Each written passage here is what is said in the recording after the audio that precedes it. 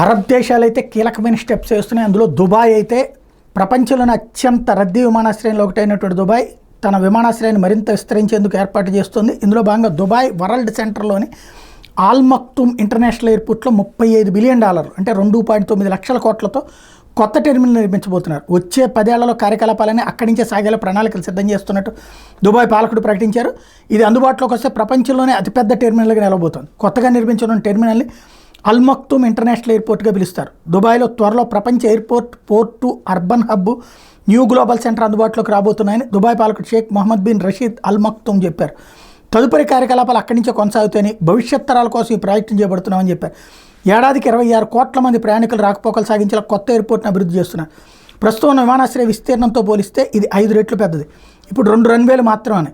కొత్త ఎయిర్పోర్ట్లో 400 ఎయిర్క్రాఫ్ట్ గేట్లు, 5 సమాంతర రన్వేలు ఉంటాయి. అందులో సరికొత్త టెక్నాలజీని వినియోగించబోతున్నారు.